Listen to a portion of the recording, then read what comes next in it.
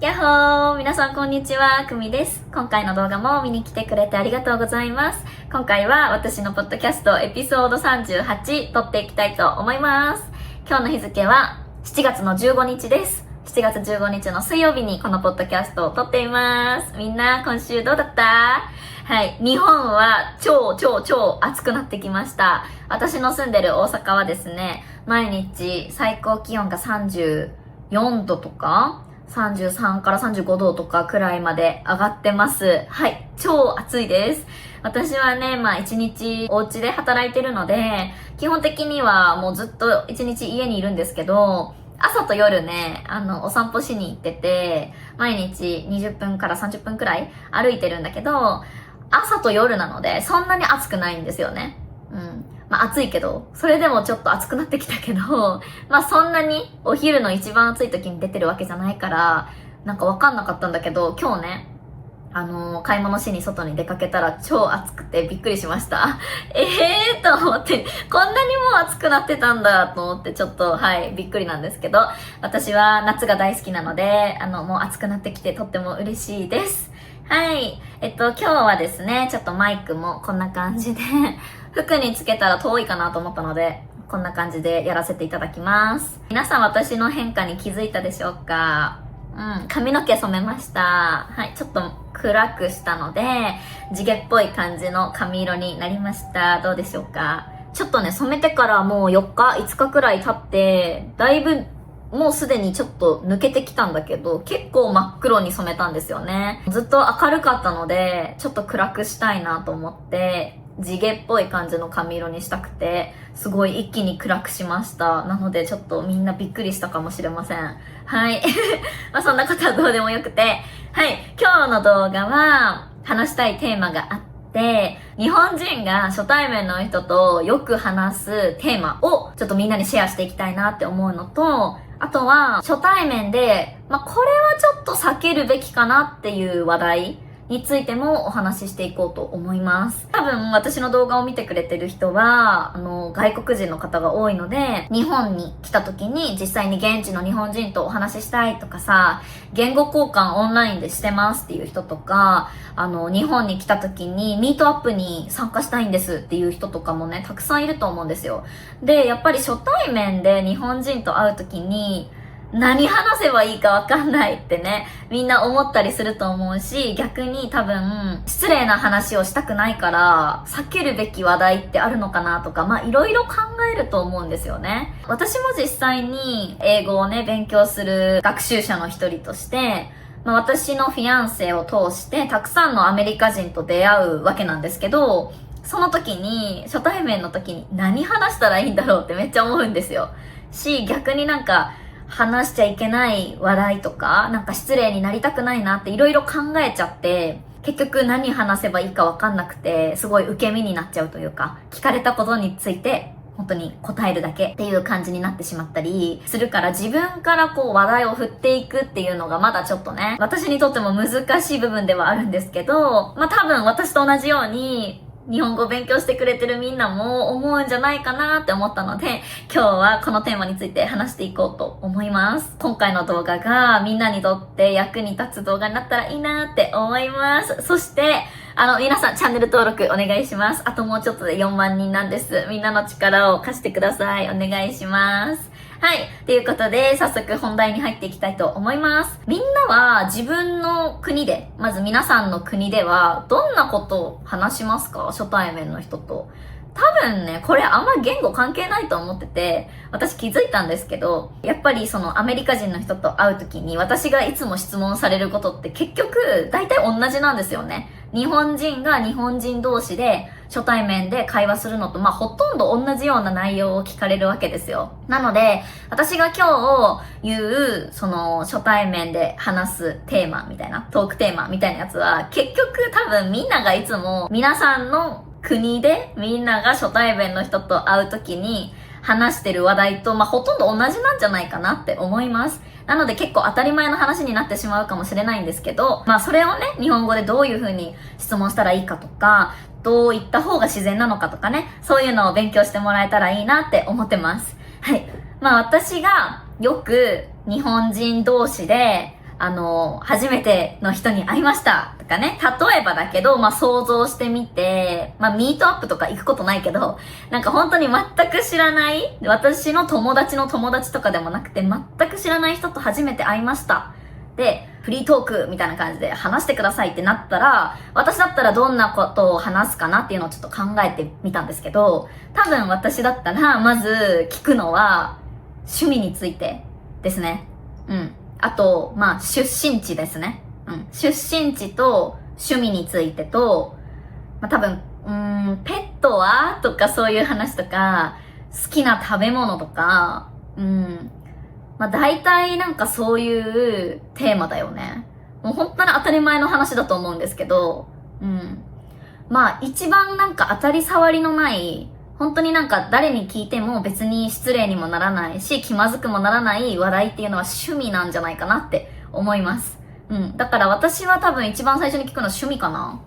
はい。で、私だったらその趣味を聞くときにどういう風に聞くかなんですけど、多分、趣味は何ですかって直接聞くんじゃなくて、休みの日はどんなことされてますかって聞いたり、休みの日に何してますかって言ったり、そう、なんかちょっとカジュアルに、もっと友達同士みたいな、ほんと同い年っぽいなとか、ちょっと年下っぽいなって明らかに見てわかるんだったら、休みの日って何してるん？そんな感じで結構カジュアルに聞くかなと思います。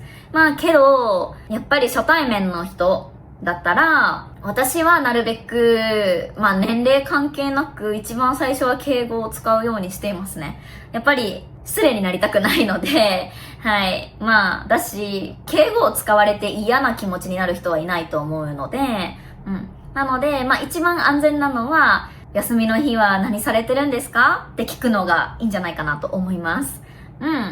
で、みんなね、なんか休みの日に、例えばじゃあネットフリックス見てますとかさ、ペットのワンちゃんとなんか一日中ゴロゴロしてますとかさ、料理教室行ってますとか、ジムに行きますとか、そういう答えが返ってくるわけじゃないですか。そこを私はめっちゃ深掘りしていきますね。例えばだけど、その人が、ゲームするのが好きなんですって言ったとしたら、どんなゲームが好きなんですかとか、じゃあ一日どれぐらいゲームしてるんですかとか、ね、土日もずっとゲームしてるのみたいな。アウトドア派じゃなくてインドア派なんですねって言って、じゃああんまアウトドアしないんですかってそういう風になんか本当に関連していく質問をどんどんしていくかなって思います。だからやっぱり最初は大きい趣味とかの話をして、そこからその人の好きな話題を見つけていって、そこを深掘りしていく感じだね。私ならね。いつもそういう風に会話をしていくかな。やっぱり人間ってなんか自分の好きなことについて話してる時が一番リラックスしてると思うし、その人も多分一番聞かれて嬉しいことって自分の好きなことだと思うんですよ。当たり前なんですけど。だから趣味を聞かれて嫌な気分になる人ってあんまいないと思うし、趣味あんま特にないんだよねっていう答えが返ってきたとしても、そうなんだみたいな。で、でも私はって言ってなんか自分の趣味の話とかもできるし、一番安全なんじゃないかなって思います。その趣味の話題の他に私がするかなって思ったのが、その出身地とか、自分の住んでるところについての話とかかな。その人が明らかね、なんか同じ出身地の人だったら、ちょっと出身地の話はできないんだけど、全く知らない状況なんだったら、別に、出身は大阪なんですかとか、出身はどこですかっていう風に聞いたりとかね。日本人同士だったら、その、方言とかで、この人多分関西出身の人じゃないなとか、ね、わかると思うので、私もね、言われるんですけど、結構、私はね、皆さんご存知だと思うんですけど、田舎の鳥取県っていうところ出身で、関西でもう5年間くらい住んでるんだけど、やっぱり未だにもうずっと鳥取県で22年間育ってきたから、鳥取弁っていうのが全然抜けなくて、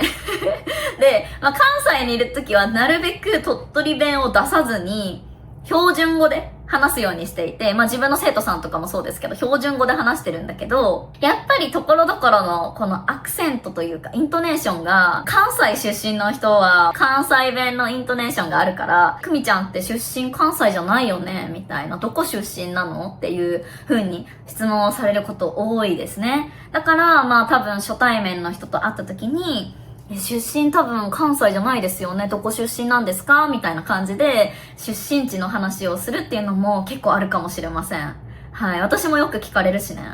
そうで、それで、私出身鳥取なんですよって言って、鳥取ってどんなところなんですかって聞かれるから、鳥取について魅力をもうたくさん話してみたいな感じなんですけど、そう、出身地についての話はよくするんじゃないかな。私も多分同じ日本でも、全く知らない県もあるし、例えば出身が東京なんですって言われても、私も東京のこと全然わかんないからさ、観光地以外。だから、どんな場所でしたとか、じゃあ大阪と東京とどっちの方が好きですかとかさ、どっちの方が住みやすいですかとか、よく定番の質問だけど、東京の人と大阪の人ってやっぱ全然違うんですかみたいな、そういう話をするかな。って思います。あとは、仕事の話も、するっちゃするかなって思うけど、仕事の話は結構、ふわっと、ふわっとした感じで聞くのがいいんじゃないかな。初対面だったらって思います。ちょっと聞きにくいというか、聞かれたくない人もいると思うんですよね、中には。仕事の話って。例えば、どんなお仕事されてるんですかみたいな感じだったらいいと思うんだけど、じゃあ会社はどこですかとかさ、給料はとか、さすがに聞く人いないと思うけど、給料はどれぐらいですかとか、もう会社名はとか、そうやって本当に細かいところまで聞くのは、ちょっと、なしかな ?NG かもこれ。避けるべき話題かもしれない。さすがに聞く人いないと思うんですけど、皆さんの国でもどうですか？さすがにさ、初対面でさ、この会社で働いてんのみたいなの、あるのかな？あんまりないんじゃないかなって私は思ってるんだけど、日本ではあんまり会社名とかまで細かく聞くのはちょっと、うわ、この人すごいめっちゃ聞いてくるじゃんみたいな感じで思うかも。私だったら。と思います。ざっくりね、どんな感じのお仕事されてるんですかみたいな。で、例えばエンジニアですとかさ、普通に、営業職ですみたいな、金融系ですとか、そんな感じの話題になるんじゃないかなって思います。もうあんまり深くは突っ込まないんじゃないかな。男性とかはわかんないな、でも。女性はあんまり仕事の話をしないと思う。特に私のね、年代とかは、そんなそこまで踏み込んだ仕事の話あんましないかな。で、男性同士だったら結構男性って仕事の話するの好きですよね。そう、だから、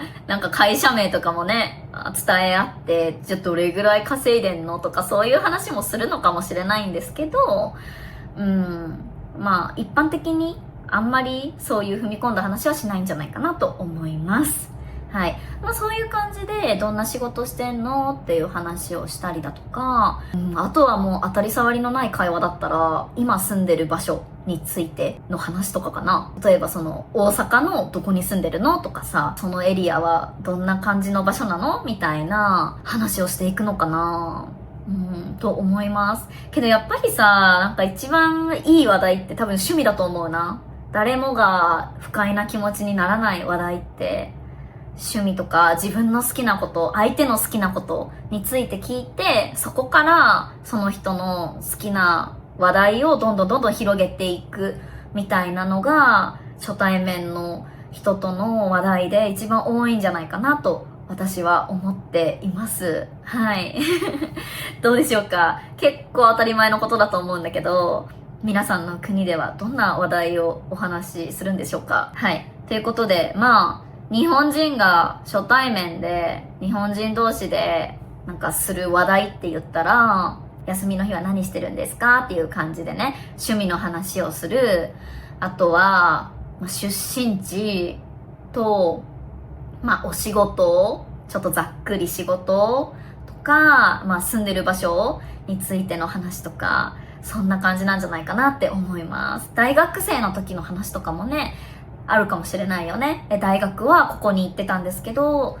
仕事で上京しててとかそういう話もするかもしれませんね。大学時代の部活動とか、なんかそういう話につなげていく場合もあるかなと思います。はい。で、ここからは、NG の質問っていうのをお話ししていきたい。正直、こっちの方が大切かもしれないよね。なんか、正直みんなも多分失礼な質問をしたくないって考えてる人いると思うから、ね、こっちの方が知りたい人多いかもしれないよね。で、考えてみたんだけど、さっき言った通り、そのお仕事の年収とかさ、給料面とかは、みんながなんか聞かない暗黙の了解みたいな感じで、ここはちょっと質問しないでおこうって多分思ってる部分なんじゃないかな。と思います。あんまりだって私も友達同士で、毎月何万円稼いでるんだとか、そんな話しないから、で、誰も聞いてこないし、もちろん。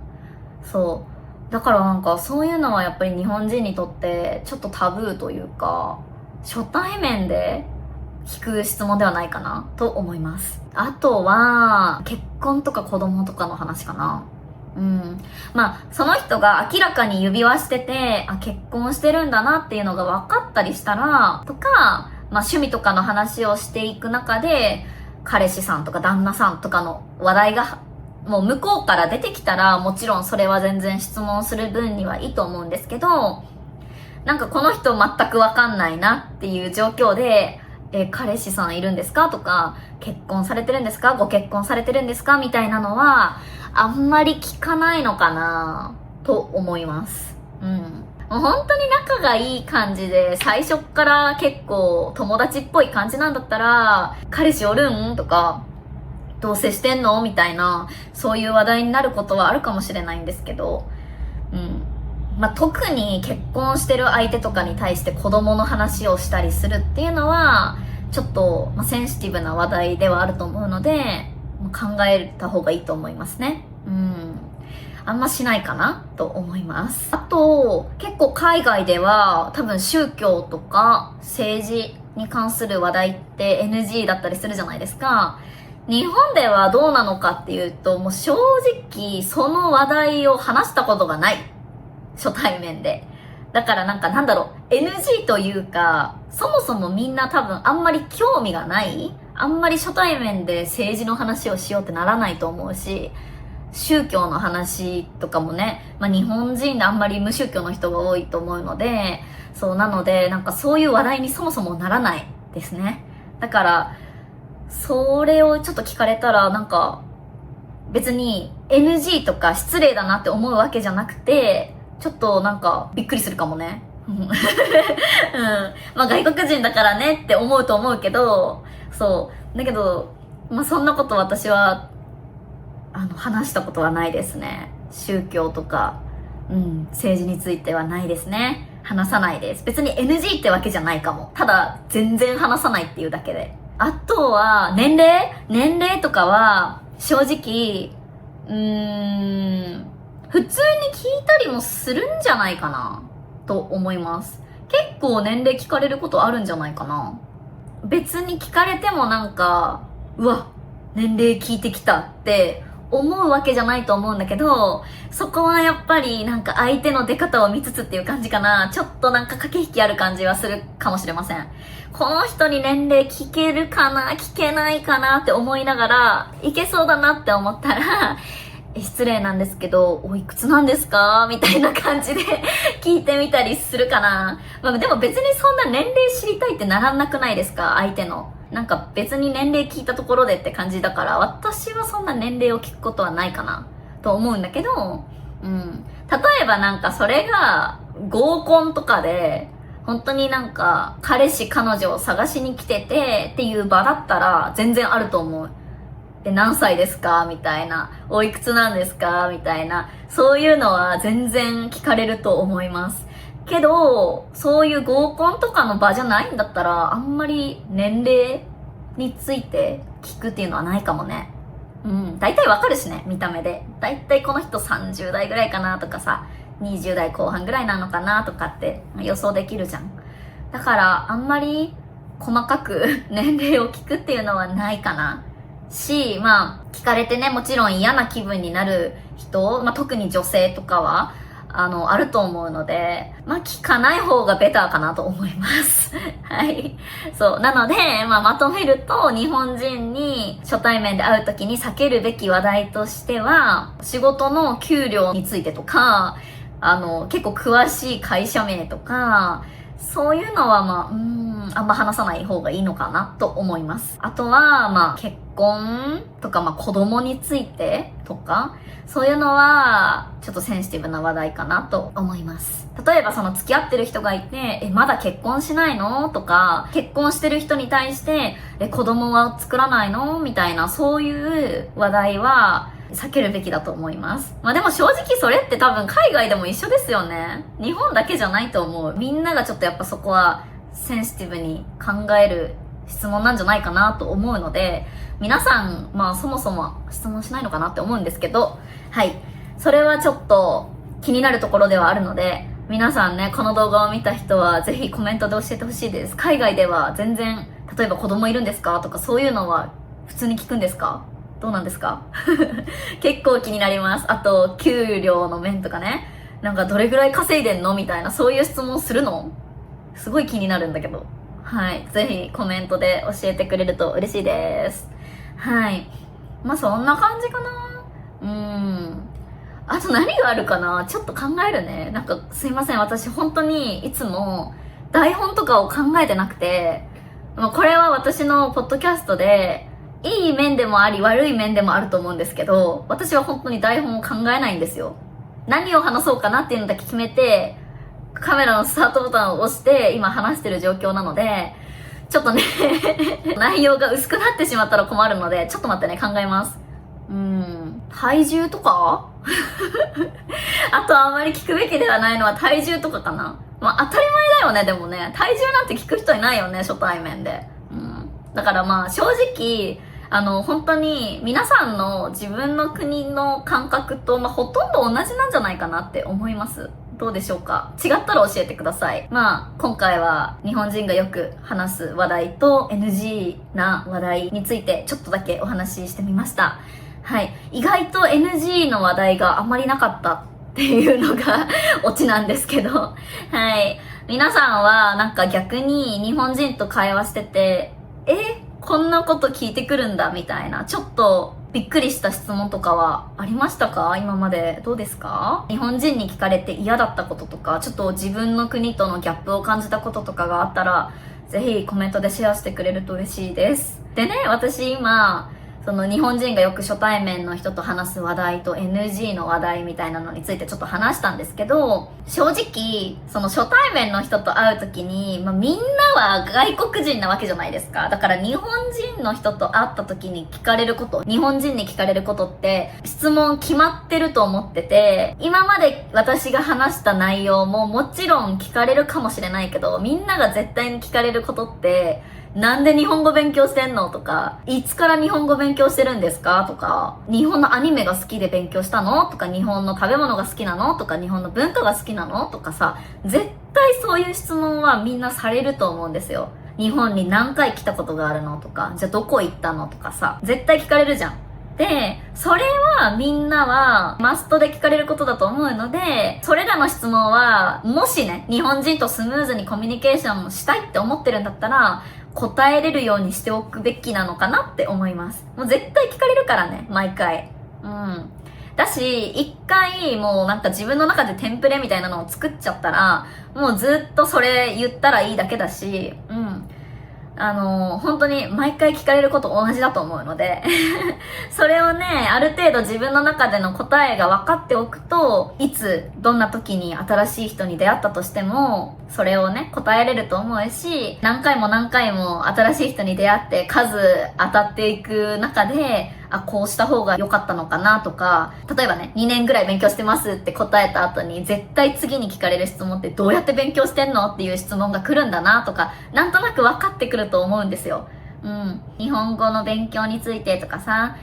そういうテーマについては皆さん自分で答えを用意しておける話題だとは思うので、もしね、スムーズにコミュニケーションしたいって思ってるんだったら、自分でね、そこは用意しておいた方がいいんじゃないかなって思いますし、趣味の話題とか、自分の出身地についての話題とかさ、そういうのも多分聞かれると思うので、ある程度自分の中で答えを持っておくと、もう何聞かれてもそれを答えれると思うし、もし、初対面の人と会った時に、何を自分から話していいか分かんないってなった時はさ、自分が得意な話題みたいなのがあったら、それをもう自分から話していけばいいと思うんですよ。だし、自分の話を最初にするのはちょっと、あれだと思うので、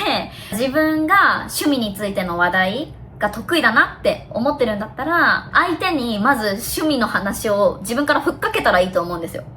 そしたら、相手の趣味の話もできるし、多分、その人も、じゃあ逆に久美さんの趣味は何なんですかとか、逆に趣味はありますかとかって質問してくれると思うから、だから、そしたら自分が今まで用意してきた趣味の話を、私はこういうのが好きで、こういうのが好きでっていうのを話せると思うんですよね。だからある程度自分の中で得意な話題を作っておく、持っておくっていうのは、結構役に立つんじゃないかなって思います。ね。私が今話してることはもう本当に中級者上級者向けなので、ちょっと初心者の人にはね、まだ難しい話かもしれないんですけど、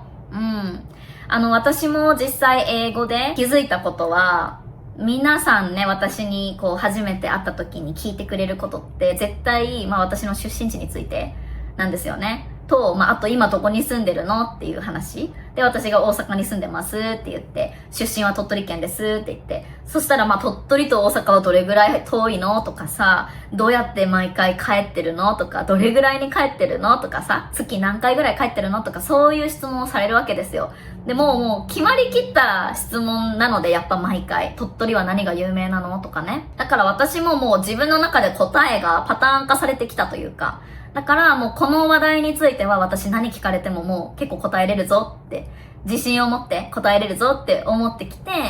そう。だから初対面の人に会った時も、あなたの出身地はどんなところなのって自分から質問をするようになったし、で、相手が聞いてくれて私の出身地はこうなんだよってね、スムーズに答えれるようになってきたので、